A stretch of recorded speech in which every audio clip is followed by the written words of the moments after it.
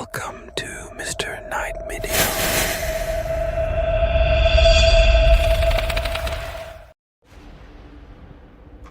Prepare to be terrified by these 3 true disturbing Halloween horror stories that go beyond just tricks and treats.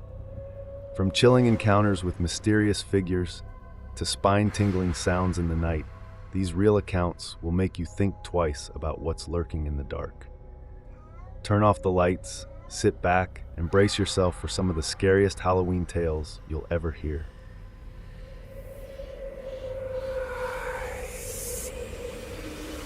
Halloween had finally arrived, and the Johnson family was buzzing with excitement. The neighborhood was known for throwing one of the most lively Halloween celebrations, and this year was no exception. With every house decked out in spider webs, flickering jack-o'-lanterns, and spooky decorations, kids in all kinds of costumes roamed the streets, their laughter and footsteps filling the crisp autumn air. The Johnsons' home was the main event. They had transformed their front yard into a haunted graveyard, with tombstones, fake skeletons, and ghostly figures hanging from the trees. Inside, the house was filled with guests, friends, family, and neighbors, most of whom were in costume, chatting and enjoying the spread of Halloween treats. Around 9:30 p.m., as the party was in full swing, the front door opened. A tall figure in a grimy, grayish-green mask and shabby clothing shuffled in. The mask was unsettling, a featureless face with hollow eyes and a distorted mouth, almost as if it had been crafted to look grotesque. The costume itself was ragged and dirty, like it had been dragged through mud and dust. The clothes were loose and baggy, hiding the figure's shape, and smelled faintly of mildew and something metallic like old blood. The hosts, Melissa and Tom, were surprised.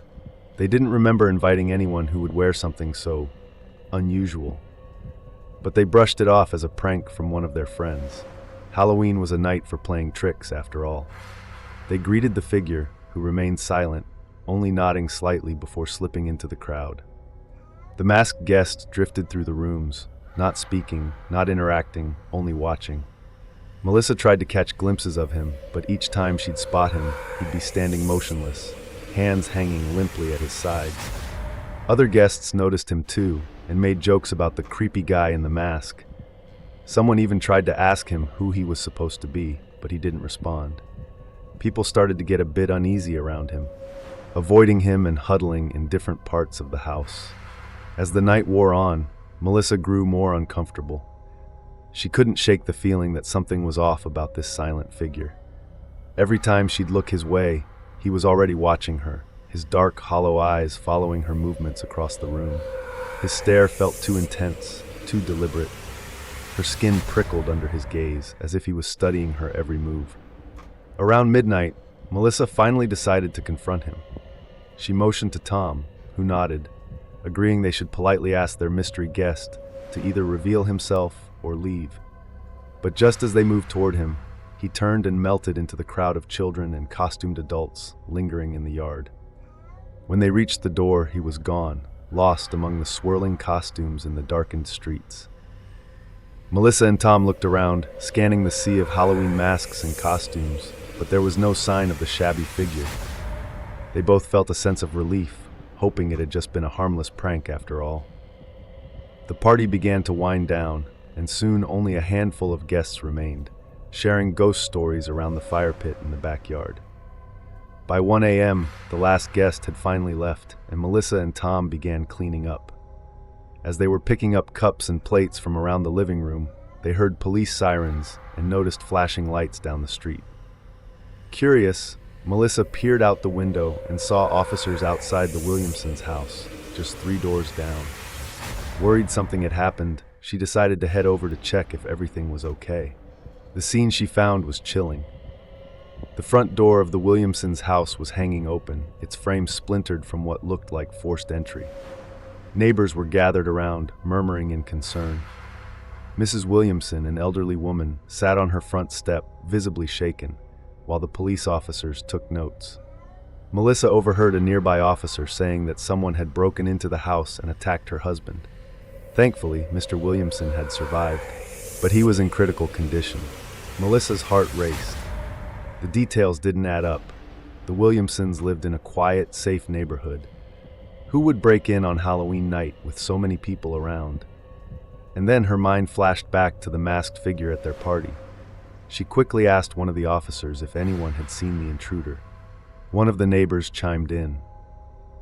"I thought I saw a guy in some kind of old mask near their back door earlier, but I figured it was just a trick-or-treater, you know?" Melissa felt a chill run down her spine. She excused herself, hurrying back to her own house. When she got inside, she called for Tom, who was still tidying up, and told him what she had learned. They both grew quiet, a gnawing sense of dread filling the room. Tom's face turned pale as he suddenly remembered something. He led Melissa to the back door, where a faint smell lingered, the same metallic, musty odor they'd noticed when the masked figure had entered their party. And there, on the ground, was a small, grimy Halloween mask. It was filthy, torn at the edges, and stained with something dark. Melissa's blood ran cold as she looked at it. The mask was identical to the one the silent guest had worn. The realization hit them both like a wave. He hadn't been a friend in costume. He hadn't come to celebrate. He had blended in, lurking in plain sight, and watched them from inside their own home, under the guise of Halloween fun. For hours, he had moved among them, unseen and unsuspected, slipping away only to wreak havoc just a few doors down. In the days that followed, the police tried to track down the intruder, but no clues emerged. No one had recognized him, no neighbors remembered seeing him enter or leave, and the mask offered no fingerprints. He had vanished, leaving nothing behind but fear and unease. And every Halloween since, Melissa and Tom can't shake the memory of that grimy mask, wondering if, among the cheerful costumed visitors, that same hollow-eyed stranger might return to watch them again, hiding in plain sight.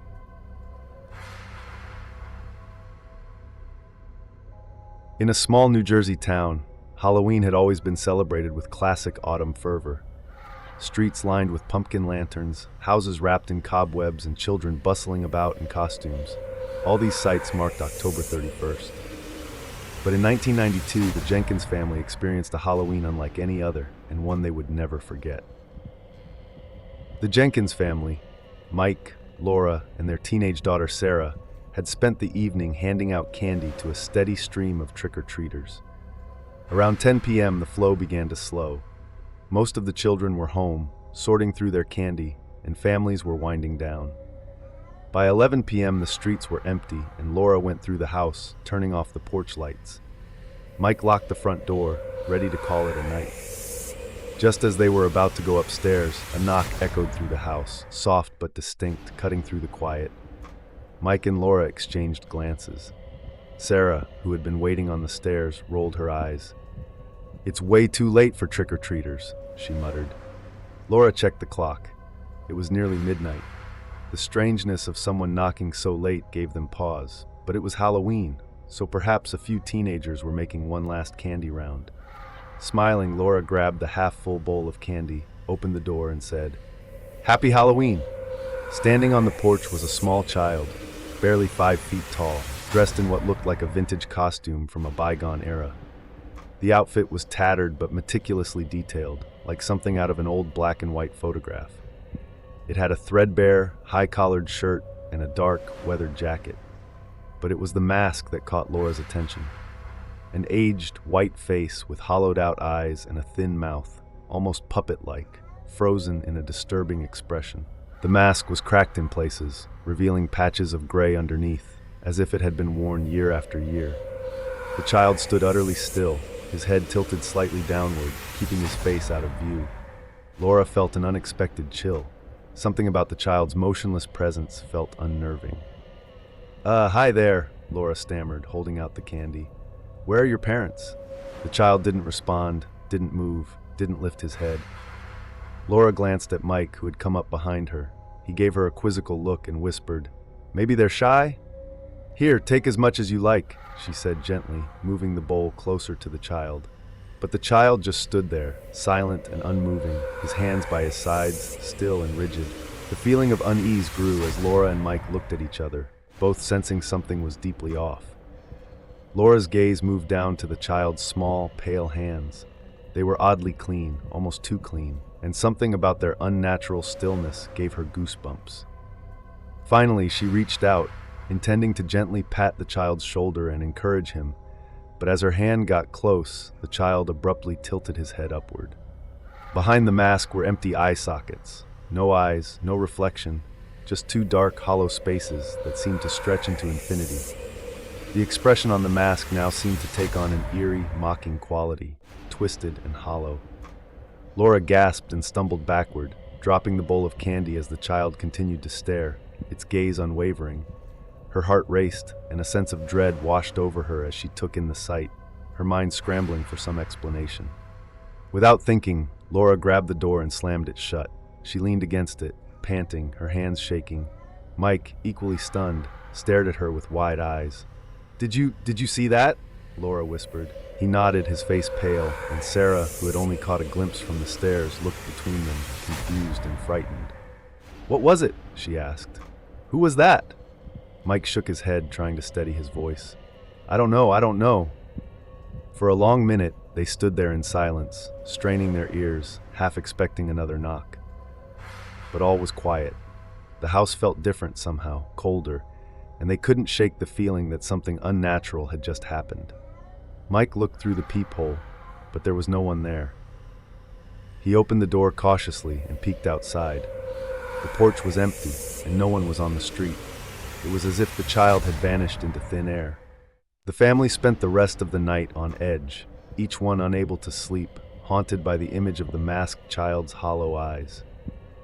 The next morning, Laura called a few neighbors, asking if anyone else had seen a child in a vintage costume.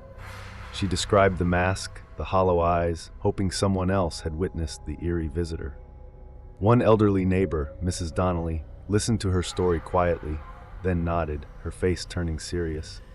"It sounds like you saw the ghost of James Finley," she whispered, glancing around as if the mere mention of his name might summon him. Laura's stomach dropped. "Who was he?" Mrs. Donnelly told her a tragic story.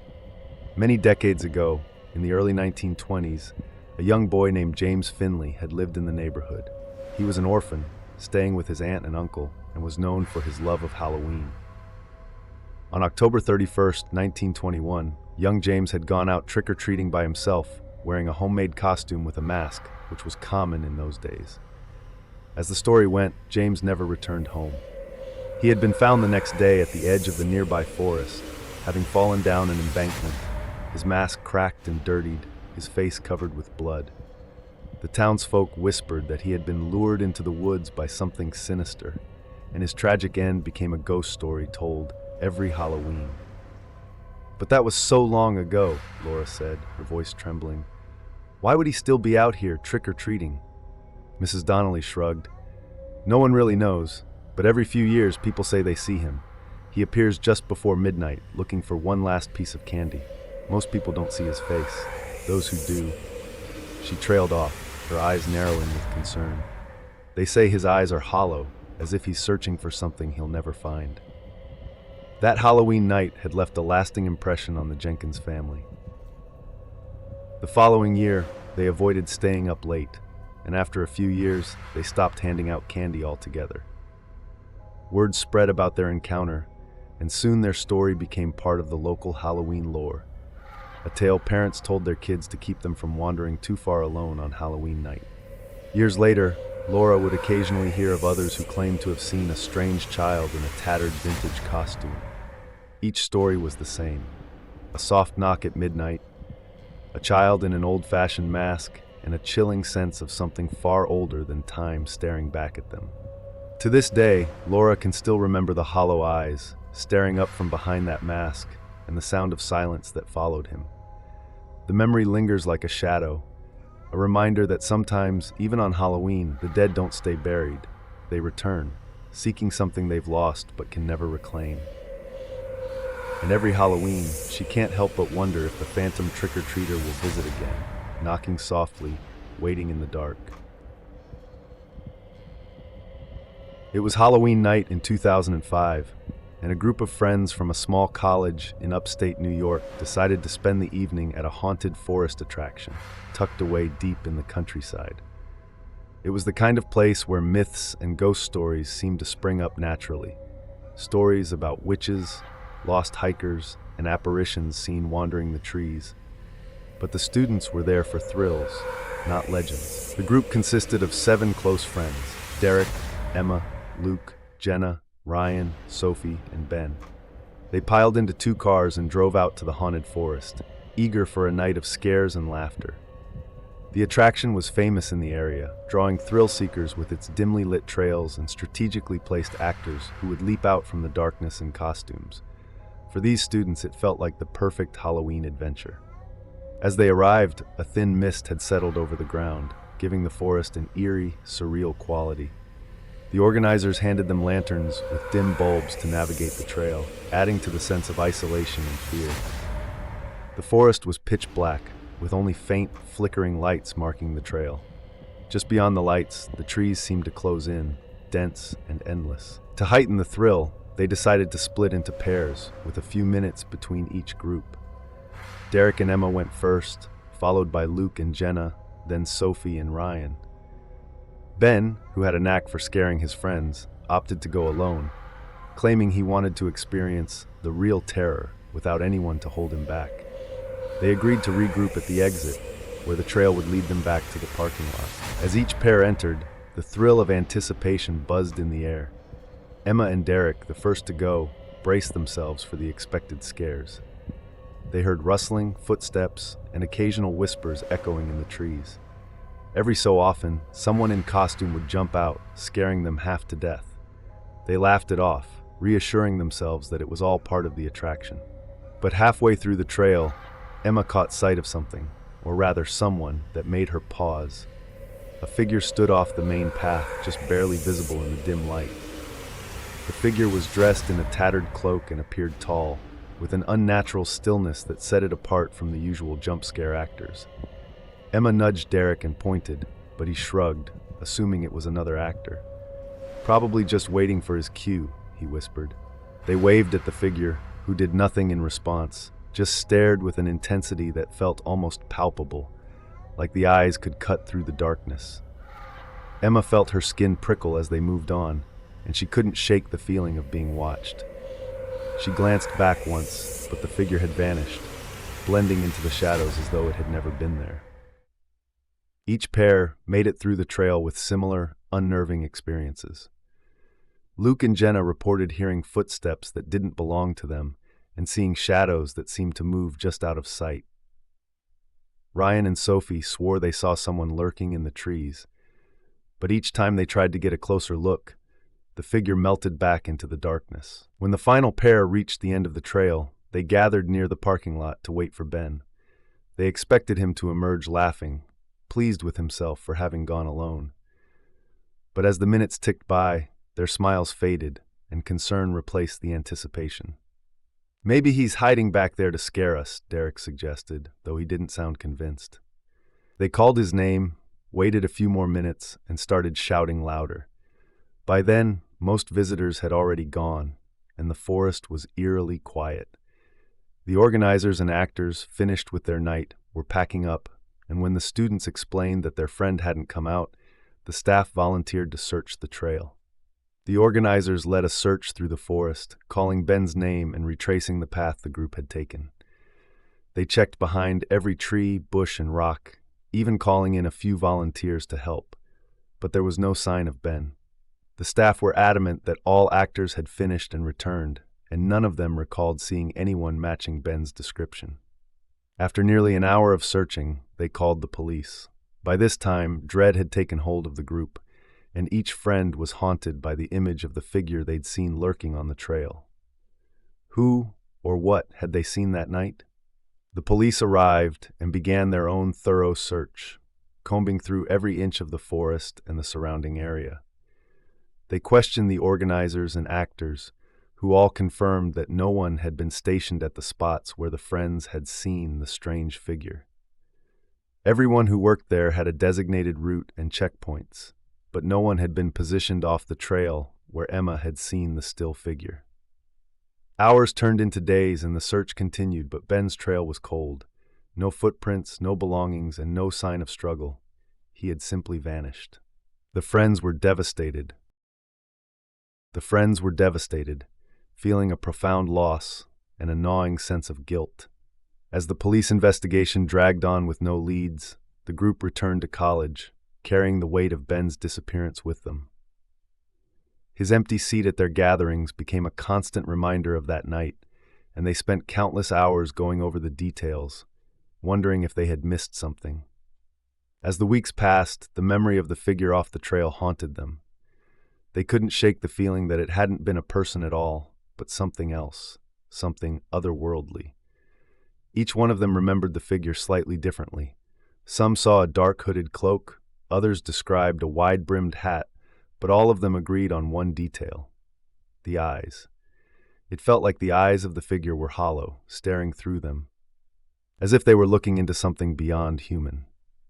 Years later, the friends drifted apart, each one haunted by Ben's mysterious disappearance in their own way.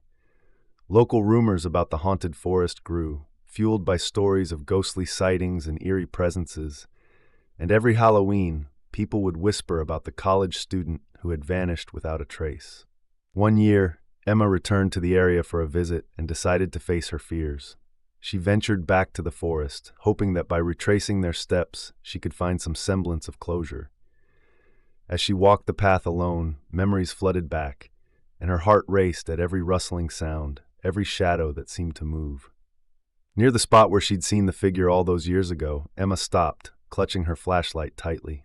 She held her breath, waiting, watching, and then, in the corner of her eye, she saw him. A tall, shadowy figure just beyond the edge of the path, standing still and silent, watching her. She felt the air grow cold, and for a moment she thought she saw Ben's face, pale and expressionless, watching her from within the shadows. But when she blinked, the figure was gone, leaving only silence and the faint, lingering feeling that something or someone was still watching her, hidden just out of sight.